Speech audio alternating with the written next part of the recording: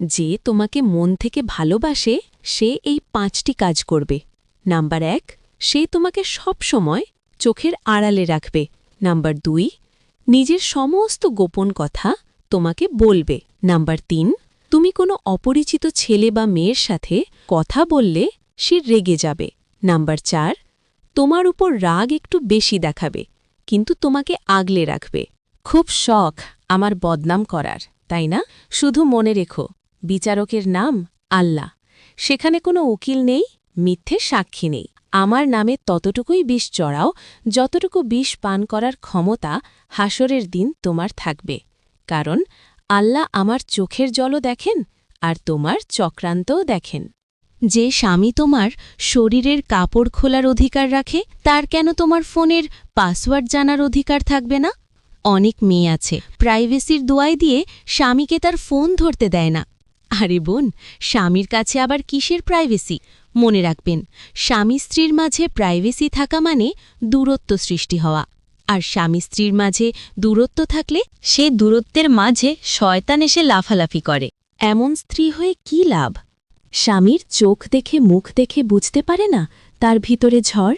স্বামী যখন কথা কমিয়ে দেয়, হাসি লুকিয়ে ফেলে, চুপচাপ বসে থাকে, তখন সে ঠিক আছে কিনা বুঝতে না পারলে আপনি কিসের স্ত্রী? স্ত্রী মানে শুধু পাশে থাকা না, স্ত্রী মানে চোখ দেখেই বোঝা তুমি ঠিক আছো তো।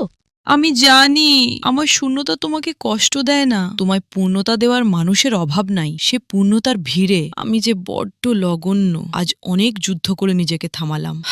আর কোনো মেসেজ যাবে না, আর কোনো অজুহাত ডাকবো না। তুমি ভালো থেকো অন্যদের ভিড়ে। তোমাকে বিরক্ত না করাটাও যে তোমাকে ভালোবাসারই একটা অংশ। ভালো রাখার জন্যই তো ভালোবাসা।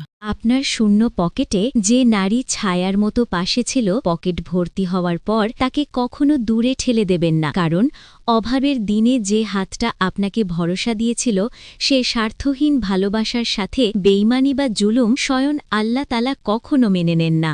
আল্লাহকে ভয় করো, কারণ আল্লাহর চেয়ে বেশি শাস্তি দেয়ার ক্ষমতা কেউ রাখে না।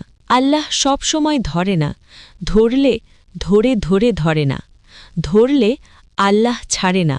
যে ছেলেটার কথায় কথায় রাগ উঠে যায়, রাগ যার স্বভাব, সে ছেলে সস্তা নয়, সে দামি। তার এই রাগ তার অহংকার নয়, এটা তার অধিকার বোধ। তাই তো সত্যটা মুখের উপর বলে দেয়। আর সম্পর্ক, সে তো তার জান। রাগের আড়ালে সে সম্পর্কটাকে আগলে রাখে। এমন পুরুষকে হারিও না। এই যুগে মিষ্টি কথায় মিশমিশানো পুরুষ অনেক পাবে, কিন্তু রাগের আড়ালে সত্যিকারের মায়া লুকিয়ে রাখা পুরুষ পাওয়া ভাগ্যের ব্যাপার। প্রিয়জনকে ভিডিওটি পাঠিয়ে দিন।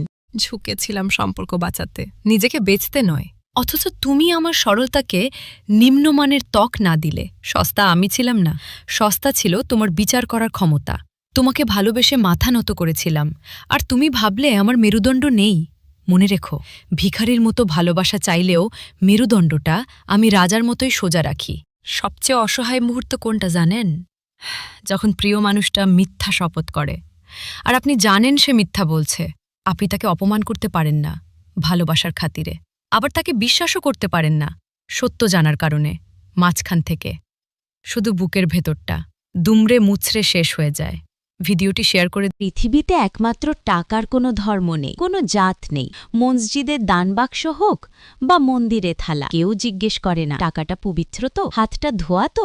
অথচ মানুষের বেলায় হাজারটা প্রশ্ন। তাই নিজেকে এই টাকার মতোই তৈরি করুন, এমন যোগ্যতা অর্জন করুন যেন আপনাকে অবহেলা করাটা আর টাকা ছিঁড়ে ফেলাটা মানুষের কাছে একই মনে হয়।